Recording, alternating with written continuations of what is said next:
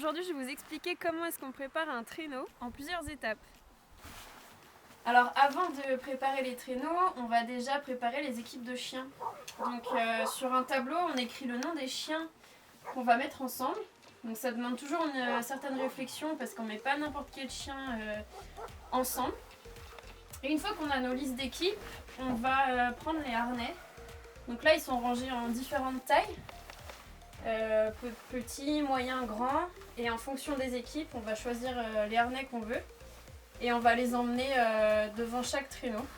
Et ensuite, on va mettre les harnais sur les chiens. Donc ça, c'est les traîneaux qu'on va utiliser avec les touristes pour faire les tours. Donc on va déjà retirer la corde qui est enroulée tout autour. Hop. Et ensuite, on va la dérouler. Alors il y a une corde qu'on va attacher au mât, donc je la laisse de côté. Et l'autre. Donc il faut que ça passe en dessous, cette partie-là. Voilà. Ensuite on va dérouler la corde. Hop.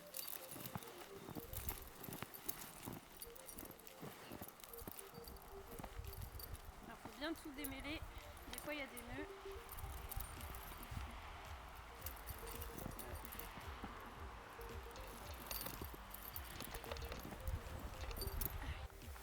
Donc ça, c'est ce qu'on appelle la tug line. Donc c'est la ligne qu'on va attacher au harnais du chien. Hop, donc ça relie la ligne principale du traîneau au harnais du chien qu'on va attacher ici. Ensuite, on a la neckline. Donc ça, c'est ce qu'on va attacher au collier du chien. Donc il est attaché par le harnais ici et sa tête va arriver à peu près par là. Donc ce mousqueton-là, on l'attache au collier et ça évite que le chien parte trop sur les côtés.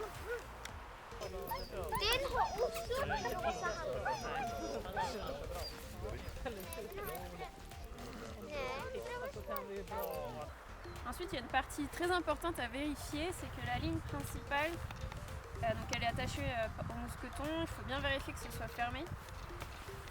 Donc ça, c'est rattaché au traîneau.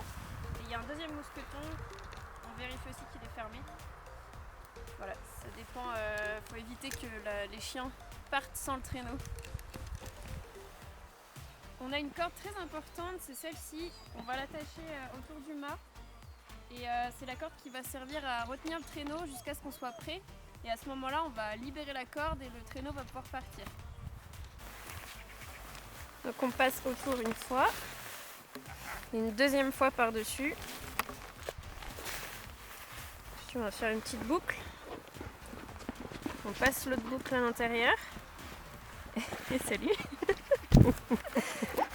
Et ensuite...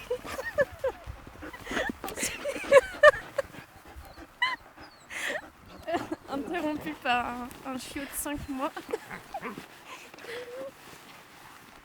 Oh my god.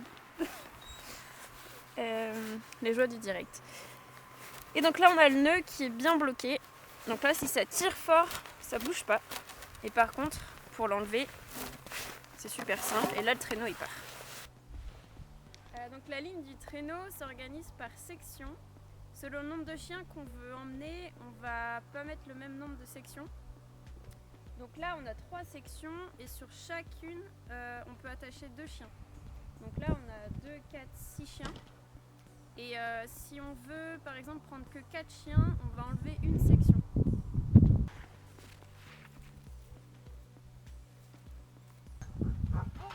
Donc pour enlever la première section, en fait on va glisser les deux comme ça. Et on va tirer toute la première section à travers la boucle. Hop. Et on l'enlève comme ça. Je vais enlever la deuxième section et je vais remplacer par la première. Parce que ça c'est une section intermédiaire qui va donc au milieu du traîneau. Donc pour ça je fais exactement pareil.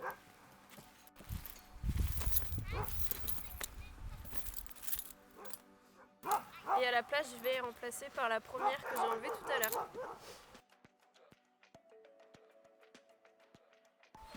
Donc juste pour vous montrer les freins, parce que c'est super important, on a 2 types de freins. Donc il y a le mat, je ne connais pas le mot en français. Ça on peut l'utiliser tout le temps voilà, quand c'est plat ou qu'on veut contrôler la vitesse. Donc ensuite on a les freins métalliques ici.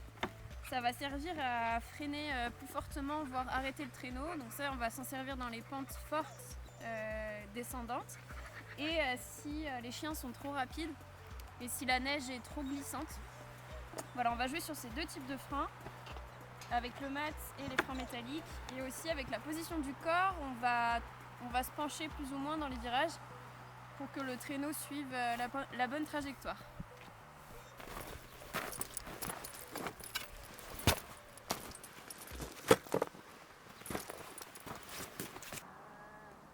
Sur le traîneau de la guide et des mushers en général, on va retrouver des ancres. Une ancre, ça sert à retenir le traîneau au départ et pendant un tour si on a besoin de s'arrêter et de quitter le traîneau pour éviter que les chiens partent sans nous.